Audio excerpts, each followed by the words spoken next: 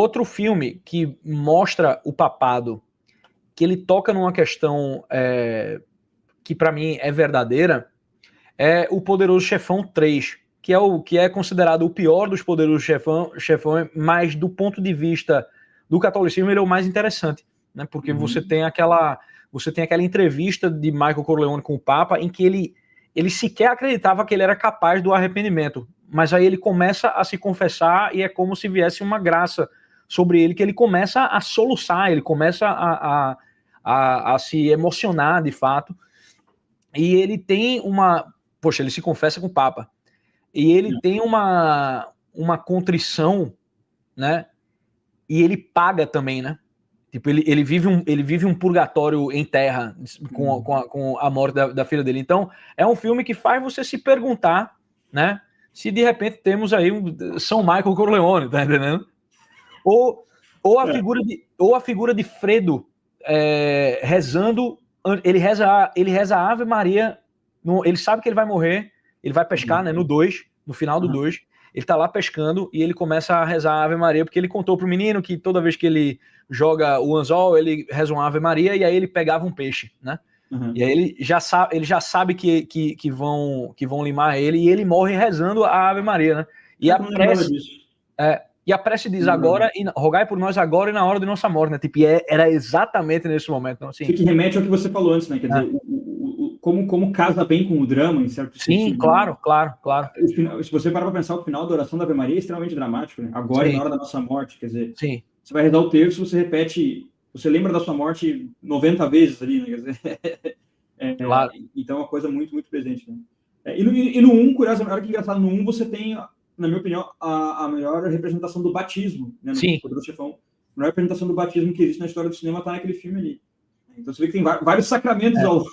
Sim, tem o batismo, tem a primeira comunhão do filho do Michael, me esqueci o nome dele. Festa de casamento, do Anthony. Né? Festa de casamento, né? Como é que começa? Pois é. Então, assim,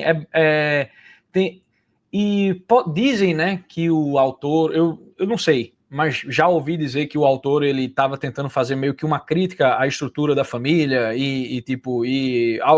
até ao catolicismo, mas a meu ver ele terminou fazendo um tributo a essas coisas. É que nem Tropa de Elite, né? Tropa de Elite, claro, guardado as devidas proporções, né? Tipo, é um filme bem abaixo, mas assim, o cara foi tentar fazer com que a polícia fosse o vilão do negócio, só que ele fez tão bem o trabalho dele que o pessoal o pessoal terminou simpatizando com o Capitão Nascimento, né? Tipo, eles precisam do 2 para estragar o Tropa de Elite. Eu ia fazer referência ao Tropa de Elite antes, mas eu não queria descer a conversa. Mas que também é o mesmo esquema, né? O primeiro, interessante, o segundo, meio que tenta consertar o primeiro e erra, né? Então, ambos têm o mesmo drama de tentar, numa segunda, né, consertar o primeiro, né? Pois é. Agora, eu acho que o Young Pope 2, o drama que o John Malkovich passa, tipo, ele é um drama interessantíssimo, porque ele é um aristocrata, né, de um tempo em que já não tem mais aristocratas, né, e aí ele tem aquela... eu ia te trazer isso aí quando você falou do Papa como alguém que está no centro, desculpa te interromper, mas... Sim. O Papa como alguém que está no centro, porque ele também tem ele também cumpre esse papel como ser símbolo do reinado na Terra. Eu não sou assim, pessoalmente não tenho nada contra nem a favor a monarquia, não sou um monarquista assim per se, depende do governo, depende da situação do país. Mas a verdade apesar de eu não ser nem a favor nem contra a monarquia, é necessário que haja pelo menos uma monarquia, porque nós precisamos do símbolo do rei. O símbolo do rei, a presença do rei não pode se ausentar na humanidade. A gente precisa desse referencial até para a gente poder posicionar a presença de Deus na nossa vida como rei. Se nós não temos o referente tangível e visível do reinado e do rei, é difícil compreender a dinâmica da majestade de Deus, né? Só através de, sei lá, histórias e imaginação ou imagens. E querendo ou não, o papado é a expressão de um rei, de uma monarquia, em certo sentido, né? Na verdade, assim, a igreja não é uma monarquia, ela tem os 3 tipos de governo, na verdade. Ela tem os três harmonizados ali, né? Os 3 harmonizados. Pode entrar nisso depois, mas o fato a imagem do rei está ali preservada melhor do que qualquer outra monarquia recente, né? Qualquer outra monarquia contemporânea. Então, me parece que isso também é atraente para a arte, né? Os símbolos de majestade, exuberância, né?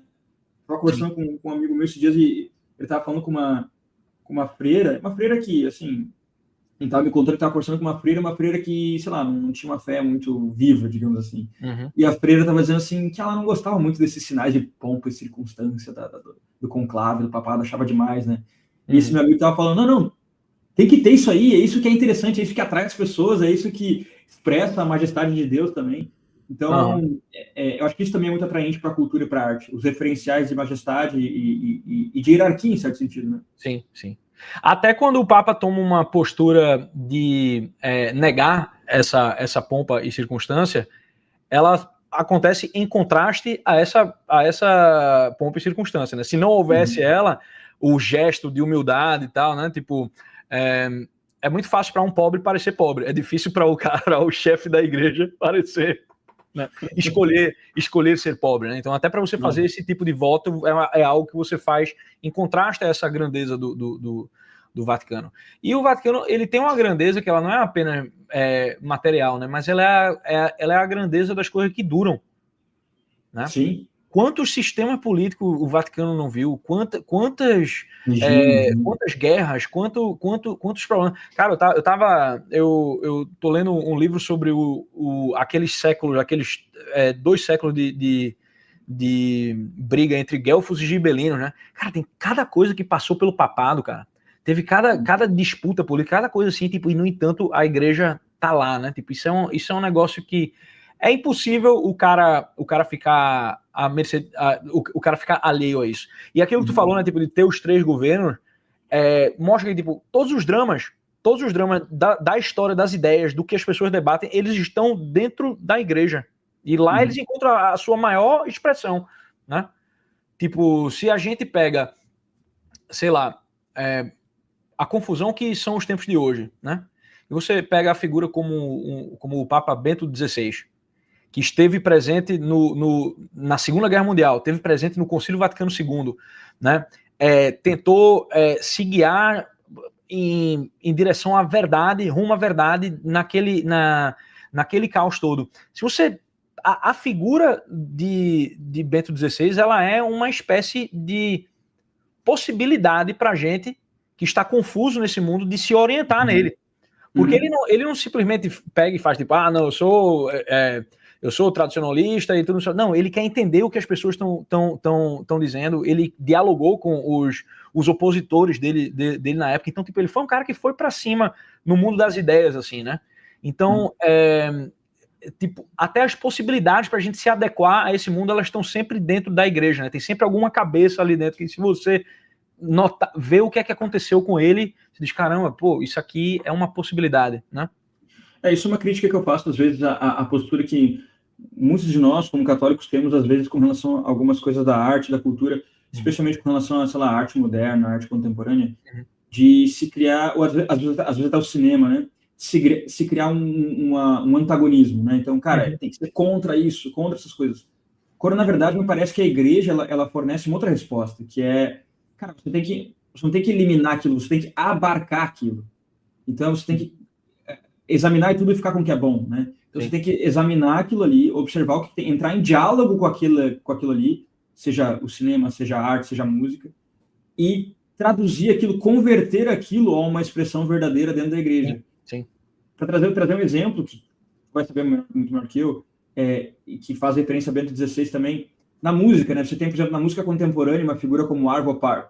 Quer dizer, ele não está criando, sei lá, ele não está criando um contraponto à música contemporânea. Em algum nível ele abarca alguns elementos da música contemporânea, a dissonância, o silêncio, o uso de outros instrumentos dentro de uma sinfonia, né? A ausência de sons, né? Quer dizer, John Cage está dentro de Arvo Pärt, em certo sentido. Sim, né? tá. Então você vê que existe há como a gente abarcar esses fenômenos e trazer para dentro e traduzi-los ao seu real significado, né? E assim, quem vai discutir com a genialidade de Arvo Pärt, né? Sim. Não tem como, né? Inclusive, eu descobri hoje que estava conversando com o Gustavo Leite, que é o nosso diretor aqui na Lumine, ele me falou uma coisa incrível. A trilha sonora mais cara para você comprar no cinema hoje, tem um filme que é comprar uma trilha sonora. né? Quero botar uma trilha de uma coisa. É Arvo Part. É o, minuto mais caro minuto mais caro de direito autoral. Não porque ele é estreísta, quem conhece Arvo Part sabe, o cara vive isolado na Estônia lá, ninguém sabe onde ele tá. Mas é porque aquilo aí tem muito valor, é muito rico. Então eu acho que esse espírito católico de absorver as coisas do mundo e traduzi-las para o seu real significado, né, é algo que a gente deveria incorporar mais. Não, e isso foi o que a igreja sempre fez, né? A igreja encontrava um povo bárbaro, ela não, tipo, a galera acha que os caras chegavam lá aniquilando o negócio. Não, os caras tentavam entender, tipo, deixa eu, sei lá, tu pega a carta de Pero Vaz de Caminha, né? Os padres estão tentando entender porque o índio apontou para o sol enquanto eles estavam carregando a cruz. Então, tipo, então ele está entendendo que a gente está... que isso que a gente está carregando aqui diz respeito àquilo que tá ali em cima. Então, é a atitude de quem sabe que tudo que foi feito no mundo foi feito por Deus. Então, tudo que foi feito tem uma ponte ali para ele, é uma ponte ali para ele, né? E o problema é encontrar qual é o ângulo que você coloca aquela coisa, o que é que você, qual que é a verdade daquela coisa, né? Tipo, o catolicismo sempre fez isso. Muitas vezes as pessoas falam, acusam a igreja, né, de ter se apropriado culturalmente de elementos pagãos e tal. Eu digo, mas isso é uma das coisas mais belas que a igreja... Às vezes as pessoas tentam se justificar. Não é isso que a igreja fez, não sei o que ela tem. Mas isso é uma das coisas mais belas que a igreja fez. Entendeu? Se não fosse isso, a gente não existiria Europa. Sim. O catolicismo não é uma etnia, né? Ele é uma expressão específica cultural. Exato. Ele é todas. Exato. Não existiria nem, tipo, o pessoal chegar num povo bárbaro, né? Sei lá, e tentar converter eles. Como é que você vai fazer? Você vai ter que pegar de onde ele tá, né? O cara, sei lá, adora uma árvore. Ele diz, eu entendo que tu adora essa árvore, mas tu entende que essa árvore, na verdade, é criada, ela aponta para alguma outra coisa. E aí você fazer isso na linguagem do cara. Então, a igreja sempre foi muito aberta a isso, né? O que não quer dizer que ela é... É um mandamento do amor, né? É um mandamento do amor. Você precisa se colocar no lugar do outro. Quer dizer, o primeiro passo do ato de amar alguém é você se colocar no lugar da pessoa. Tentar entender de onde ela vem e o que ela entende. E você vê isso na figura do santos, que você falou do Brasil ali. Veja, por exemplo, uma figura como São José de Anchieta. Sim. José de Anchieta organizou a língua tupi para poder se comunicar com os índios e poder falar do evangelho. Então, assim, só existe hoje o registro do tupi porque Anchieta foi lá e guardou e organizou a coisa, entendeu? Tipo, se apropriou da língua pagã. Que maravilha que ele fez isso, né? Tipo, não, o cristianismo se infundiu de várias ideias gregas, graças a Deus, porque, tipo, se você ficar com a ideia grega apenas dentro do contexto deles ali, você não faz nada com aquilo.